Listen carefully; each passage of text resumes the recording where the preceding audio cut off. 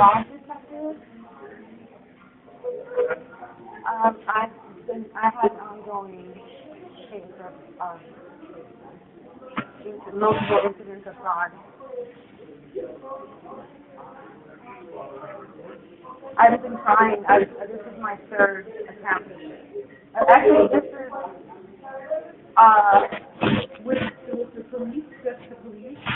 I started in December of last year. Email, phone call. I have now gone to recently the Santa Monica police. I got came from the North Hollywood police, who was the first one.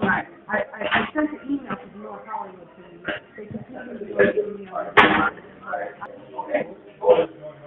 I have been the subject basically of the harassment and fraud campaign that I feel targeted at me to try to get me to leave my rent control department so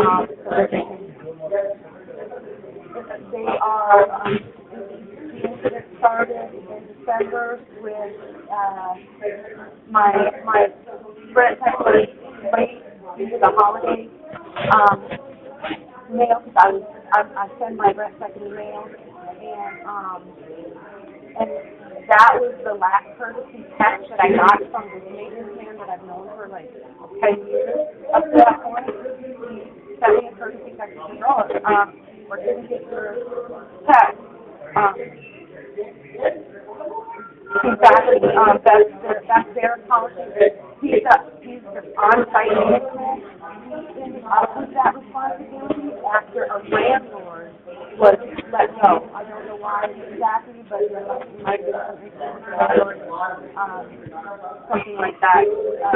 But anyway, they didn't get a new landlord. They just relinquished the responsibility of collecting the tax cut to this maintenance man who obviously doesn't have any formal, training or understanding of what his responsibilities are, no matter what. But either way, he was up until that incident, courteous, no problem, no excuses. He was going to come up to my door, doing favors, he was going to text me, and he was going to be like a normal person.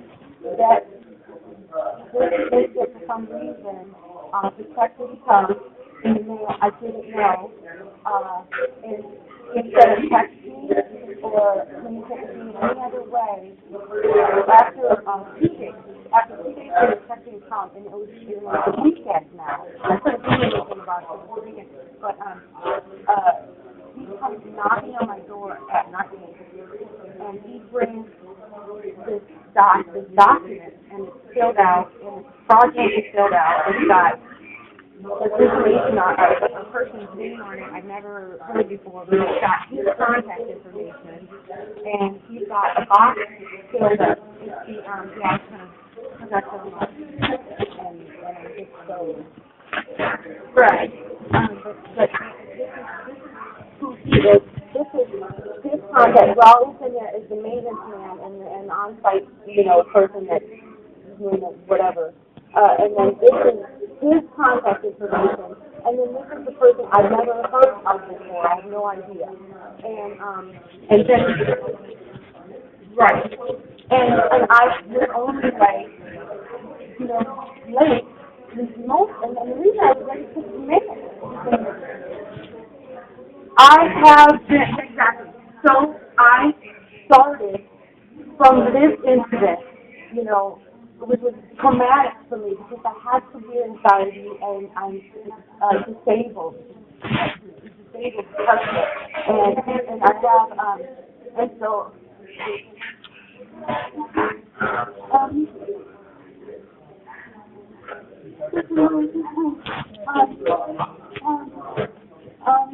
so he comes up there and he knows me, and he knew that this was something that I absolutely do not, tolerate with people coming knocking on my door. The person has been alone and I have severe anxiety. And so him deliberately coming up to my door at night and knocking on my door and hand delivering this fraudulent document was an intentional stress. It was intentionally to make me stressed out. He knew I was good and kid, and I began to argue with him. Why didn't you do this? Why didn't you just tell me? Why didn't you text me and let me know that this kept me common? Why are you making me stop right now? And then as a closer look at the document, you can see that the checkbox that was set, it said that under penalty or perjury of law, that how he was going to deliver this document was that he was going to post it on my door, and that he was going to send a copy in the mail. That never happened. He did not do that. He came up to my door and handed it in the dead of night without warning, and with intention to stress me out. That's who I don't know, and that's who they, I'm not sure if that's who the common person is. They don't tell me who the common person is. They put his name on it, but they won't tell me who he is. Right. So that's what brought me to LAHD. And that's when LAHD started to basically obstruct justice in my case, and I didn't know what they were doing, but they were like, they kept not taking the report first, and then I finally in March, I started.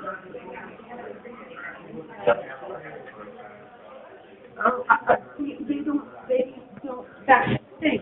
Most of them, the agencies, they're set up so that they treat people, they're fraud, right? And they're not acting appropriately and so they're not going to go to get this proper documentation, and then I don't have that documentation. If I don't have that documentation, then these other agencies are more than willing to, we can't help you. But not in next door, but at the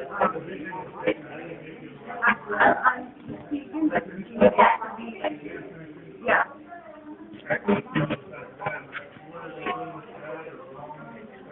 Yeah. No, it's not that. Okay. Then I'm telling you, because this is the result of the LAH. This is what they do. So it says the department is unable to render a determination regarding your harassment allegation. I am not talking about harassment. I am talking about fraud. These people are criminally frauding me and trying to, and now it's escalated to the point where they are trying to get me to pay the rent through a portal. And this portal, the rent is due, and I'm scared out of my mind. I don't know what to do. This is my big problem. I actually rent last month on the 5th. And what I did was I sent them a cease and desist letter, or not sent them, but I printed out a cease and desist explaining to them that I'm not going to put up with this fraud and harassment, and I'm not going to be coercive in, making payments through a fraudulent portal that links to a 222 number that the FCC tells me that this is alcohol. So they're sending this. They sent me this email. Yeah, I have a there's a box that I here I have that printed out. Yeah, this is the I gave them all this evidence of fraud and all of this, and it's aggravated fraud because of the harassment. And they said that they are not going to investigate it because it's harassment. It's like, who asked you to investigate harassment? It's aggravated, because of the harassment. It's an aggravated charge because of the harassment. So here's the...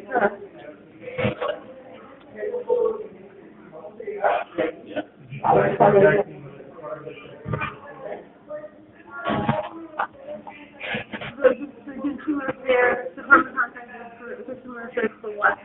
To tell them about the fraud? To tell them about the harassment? Because that's not his name, but that is his contact information. And they won't tell me.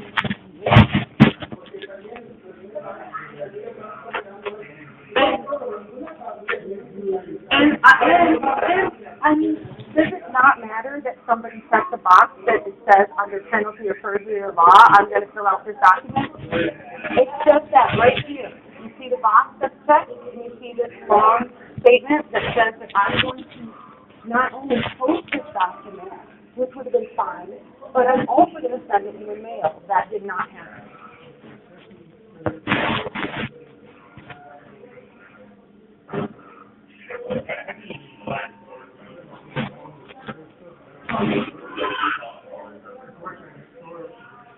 That's not true. That's fraud.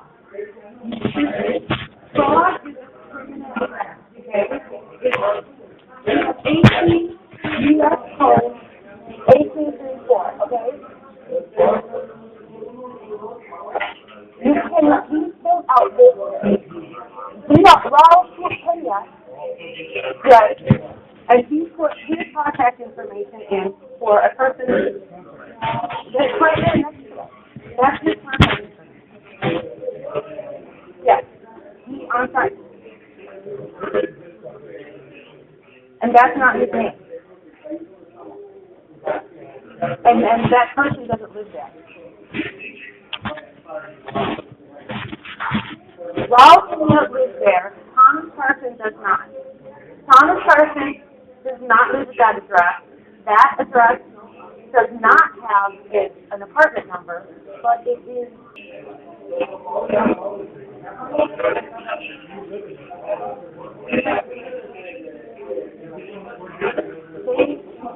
They don't have problems.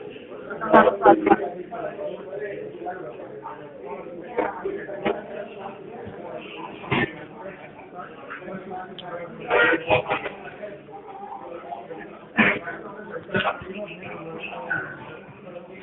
You don't have a what? Why won't they start in the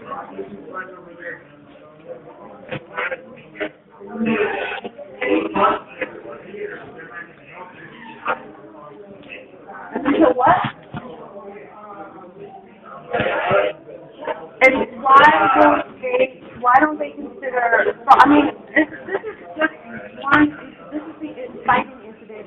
I have more that shows that LAC was complicit in, like, literally investigating harassment when they should have been investigating fraud.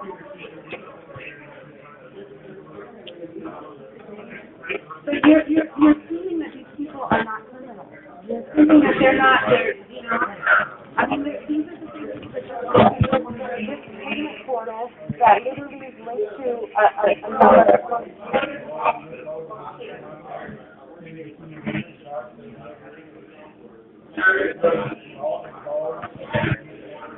As far as I know, yeah.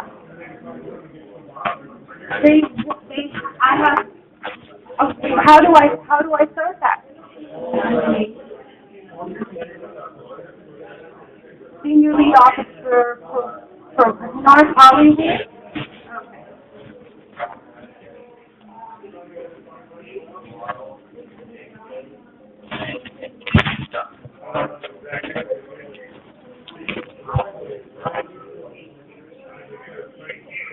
Yeah, I don't know what to do. I'm scared.